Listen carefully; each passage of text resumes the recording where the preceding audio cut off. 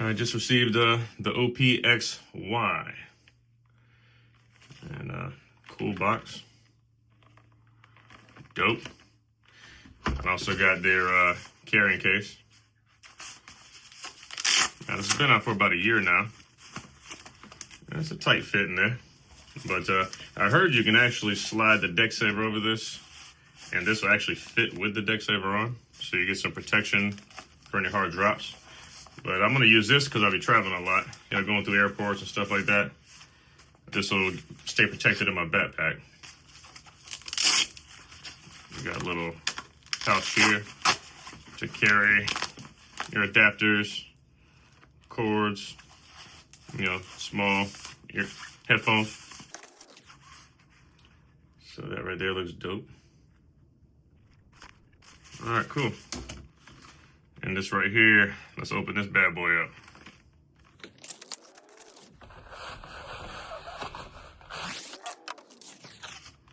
Cool. This is a little solution to giving you a case without giving you a case. It's just it's like a little air carton type of fiber. If it gets wet, it's gonna be all downhill from there. But it's better than nothing. Get you little straps. So if you don't want to buy one of these for 89 bucks, you can get cheaper cases from Reverb or anywhere else. All right. Got the book.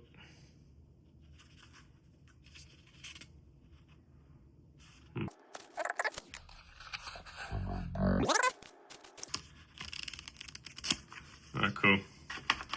This is for the Velcro attachments, so you can mount it.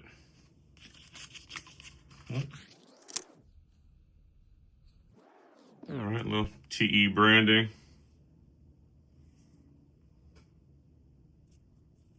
Braided cord, nice. Bam. There's the beauty.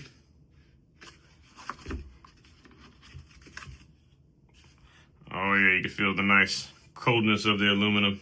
The aluminium, like my UK friends like to say, but it's aluminum around here, boy, North Kakalaki. In the US, baby. Yeah, it's got this little material here. I heard this was soft touch, people were saying, and I was worried about this being, very not durable, right? Like getting it picked apart. But actually, feels pretty solid. That's one of the things I was worried about. Was this a soft foam material that would, eventually get scratched off? Because I heard people describing it like that. But actually, feels pretty good. Feels good to go. It's like a down-firing speaker right here. And then right there, you can see all the connections, what they are. Little cheat sheet, pitch bends, and modulation. Kind of like on OPZ. I had OPZ for some years. Didn't use it too heavily like I should have. Done a few projects on it. But then, life kicked in, and then I just said, let me use the tools that I have where I can just quickly knock out my music. I didn't have too much patience for the Z at first. But this is the Z on steroids. But yeah, it's pretty cool. There's some fingerprints on my screen already. Come on, fellas, come on. So yeah, let's get a good look.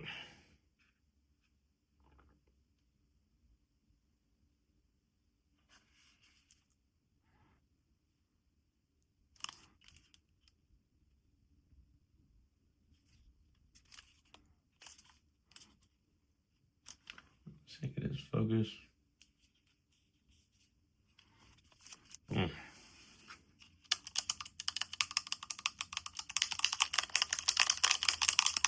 Clickety clack, ASMR vibes.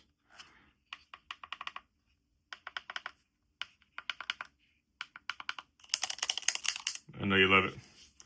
Hey, I love this little strip right here to show you the middle of the keys. All right, cool. Let's fire this bad boy.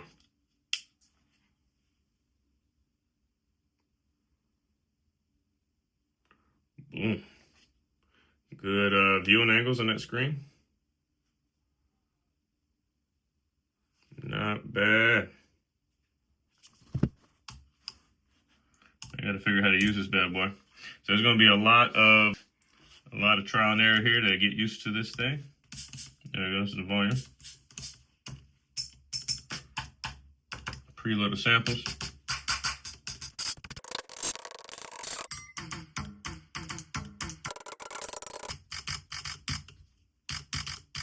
Oh, fuck. Oh, yeah, baby. Reminds me of some tone loop. Wild thing. Wild thing, wild thing.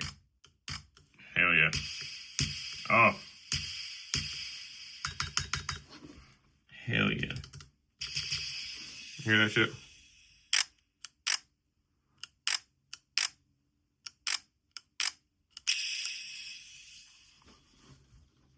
Yeah, see, that's why TE's devices are always fun, a little quirky. As you can start a new song, got your metronome.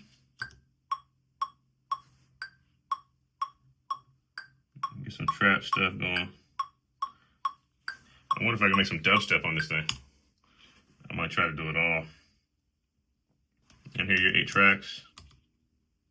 Gotta get used to the spacing of these keys.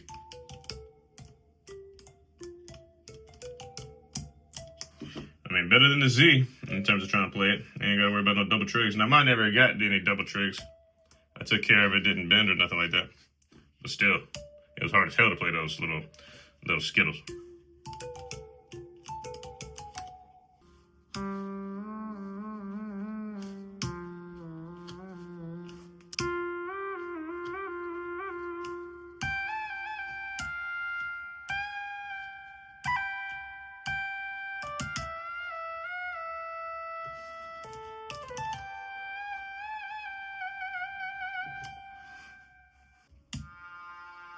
Sample engine.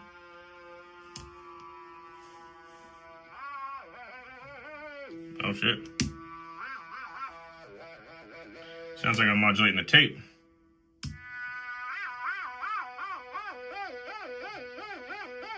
And the cool thing is there's an accelerometer in here, or like a gyroscope, right? And you can have it set to where when you do, move the device, it'll actually modulate it. And you have to set that for the parameters. And I think you can set that on almost any parameter. So that's pretty dope too. So you can make the bass wobble just by wop, wop, wop, like that. But it's got to be set. So I'll showcase that stuff when I make my first projects. And I'll put that on a couple sounds. You can even put that on the whole mix and do filter sweeps just by moving it different ways. So you can program it like that. So that's the fun part about TE devices like this and like with the OPZ and stuff like that. These devices are fun to have around to play with, but this is a more serious device where I can do some sound design. The only thing I don't like is there's no track stem exports. That's the bad thing. Now, the good thing is it forces you to create full projects and like mix it all in the box, and then to really maximize what they give you as an offering. And I got this now because they finally gave it some firmware updates that worked out some of the bugs. So I'm excited to use it. Plus, they now have improved sample chopping. So it's no MPC, so it's more of a DAW experience than their other stuff. So here's how you arrange the songs. And I got to get used to all this crap. But that's the arranger, the mixer, and it's all color coded. So, but there's gray, different hues of gray. This has like a little bit of blue in it. So it's like dark, light, lighter, and then white. So it's something you really got to get used to. This really seems like they pretty much designed it in a form over function. But, it looks badass. It looks cool. It makes you want to get all the other stuff that's in this black colorway because they did their mixer the same way. And all this is like really overpriced, but for what you get, that's the reason. It's supply and demand. It does a lot for its form factor, So I can get more done with an MPCX or live, but then it's a bit more complicated, right? The workflow. Now, this workflow can be convoluted till you get used to it, but once you get used to it, something like this is you'll be able to make things in a breeze, ideas in a breeze. But if you want to record this into a DAW and use all your other effects and plugins to affect this stuff, then you have to record it in one by one, just by soloing each damn sound. But in that respect, if you use any of these punch-in effects, these right here, up to this line, is for the drums, to modulate the drums with the punch-in effects. And this is for the melodic elements, which can be cool. But then I'd have to record these in one by one and get the timing correct in the DAW if I wanted to do further mixing. So I'm going to try to do everything in the box inside of here.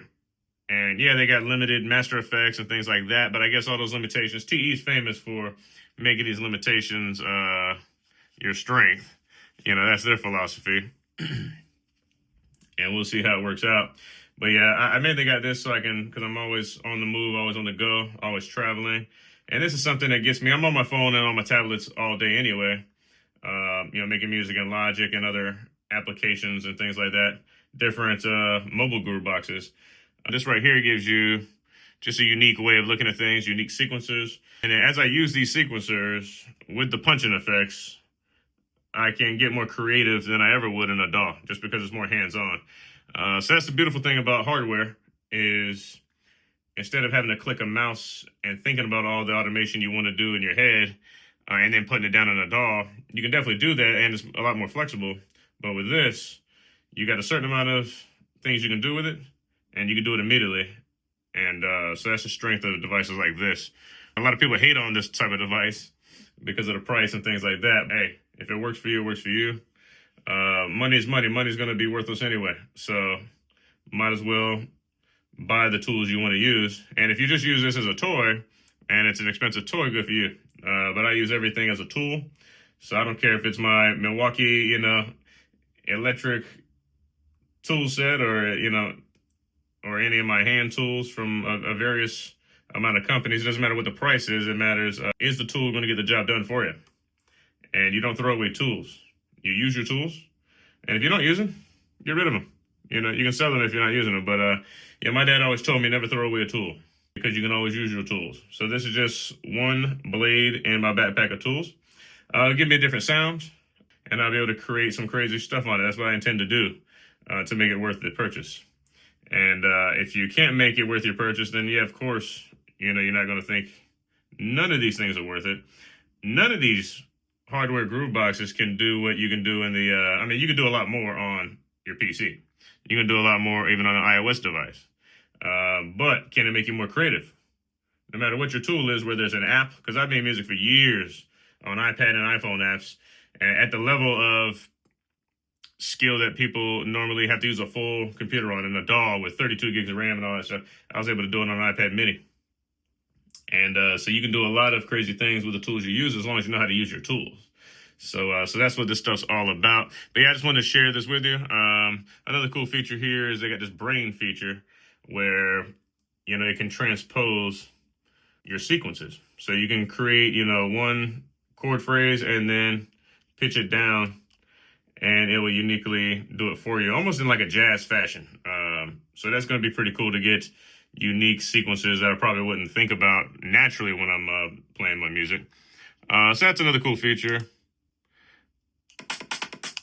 These are some of the punching effects, but I don't have anything really on it, but it's got these cool animations. See, stuff like this is just, you know, it's just fun to look at. It just makes you inspired to just continue to use it. And it's kind of fun. It's different than looking at a screen all day. Another computer screen.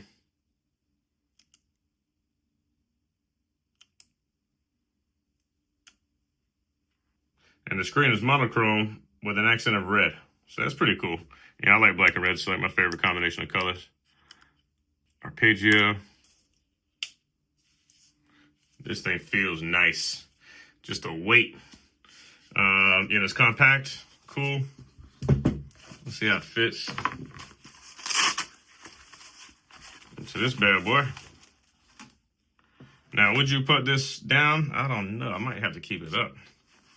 Let's see. Everybody put it down the other way. Let's see if that's... I might like it like that. Damn. Yeah.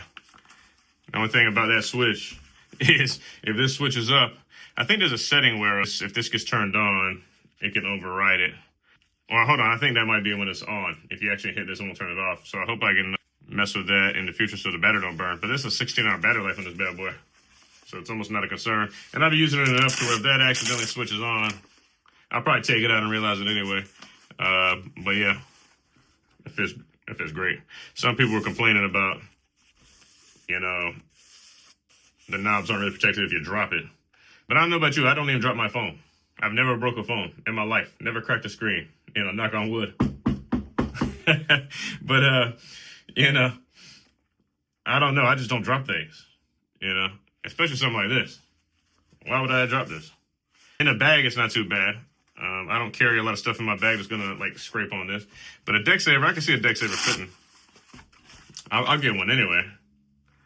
And I can see it fitting, but it'll be a little bit tighter.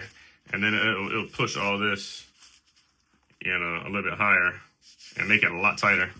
So I don't know. This might just be good enough for going around places. I think it's good enough. Now, I'll probably get the leather wrap, not the TE one, because that one's $250. But there's another one from another company I saw on Reverb that's about $95, and it's the leather wrap. It keeps these exposed, these knobs, but otherwise it's good for around the house. And I wonder if that leather wrap, you can fit it in here, because that'd be awesome, because that leather wrap, it's magnetic enclosure. So it wraps around once, then clasps, you know, it kind of wraps like a little taco, right? And then you can take it off, flap the flaps back, and then, you know, it gives you some resivity right here, you know. And then it kind of, you know, tilts it in your lap, and then now you got this leather, like, fold over that kind of, you know, angles it towards you in your lap, and, you know, you're not going to have the cold metal against you. And that's why they said they put this on here as well, so you're not just feeling cold metal on your leg. But yeah, that leather wrap would be dope, and if I could fit it in here, I'll let you guys know. Because that'd be a dope combination instead of the deck saver. Because that deck saver is $80 for some plastic.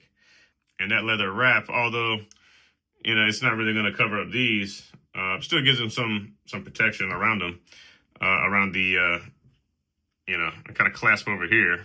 But that'd be dope, you know, if I'm in an airport or doing something like that, take it out, and then I can just, boom, flap it over, put it on my lap, give it a little bit of angle.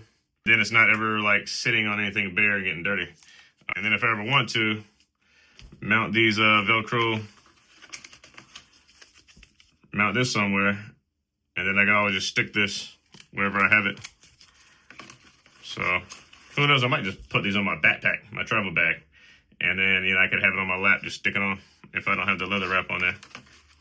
But yeah, it's pretty dope. I'll start posting some videos of my projects as I'm learning, so you guys will see kind of how the learning curve is and how the progress is. So anyone that's interested, whether you like to love hate on this or not, you'll be able to see what the learning curve is for, like, the, yeah, and I'm not the average person. I've been making music like 20 years, but this is a sequencer. It's probably very beginner friendly in terms of, if you don't know how to play chords, you know, there's a maestro mode on here. It helps you strum, do chords. The brain will help you transpose things intelligently. The only thing it won't do is, if you upload a bunch of melodic samples, it can only transpose intelligently the MIDI in here. So if you just upload a bunch of samples, it won't be able to detect that. So that's its weakness. So maybe one day they'll update a firmware in that, if that's possible, and have some key detection of the samples. Yeah, we're going to get to work and have some fun with this thing. So follow to see how this progress goes. Go ahead, and we will get to work. And you'll see the whole thing. You'll see all my crash outs. You'll see anything, all my frustrations and my loves for this thing. And if anything, the worst case scenario, you know, I got a bunch of synth engines I could do a lot of crazy sound design with, and they have randomization of patches. So who knows, you know, I could just, you know, be just doing a lot of sound design on this, just like I do on any of my DAWs. Because, you know, presets are great, but if you get a preset, then you tweak the heck out of it and automate it to death, then you always get something that no one else has ever touched or made. And so that's what I'm going to do on this thing, is try to get as creative as I can with the sound design. And then with the sequencing, to do stuff I can't really do in my DAW that you wouldn't logically think of. So that's where this is going to come into play. Now, can I get cinematic with this thing? We'll see. We'll see. I like being real cinematic with my trap and all my other music. Try to get as epic as possible, because my philosophy when I make music is, you know, create something that sounds epic, almost classic, right? So where it doesn't sound like you'll ever age out. Something that'll always sound good no matter what generation listens to it. So we'll see if I can squeeze that type of inspiration out of this. TE is famous for having a certain sound. On OPZ, I wasn't too fond of a lot of that stuff. But with this, with the randomization features and just the inspiration of, like, damn, this feels good, right? This looks good. That right there would keep you holding onto a device and playing with it longer than you ever would on an iPad or a laptop. So that's the benefit of something like this, the mental benefit. Some people, it can make them crash out because it's a huge learning curve. But once you get over the learning curve with any device, whether it's an MPC, whether it's a Korg Electro, whether it's one of these guys, or whether it's your DAW, whether you're using Logic, Reason, FL Studio, there's always a huge learning curve, no matter what you use. So always remember that. But once you get over that learning curve, now you are the master, and you are the sculptor of the sounds. Whatever you use, that's your tool to create your soundscape and make it as trippy as possible. Let's go.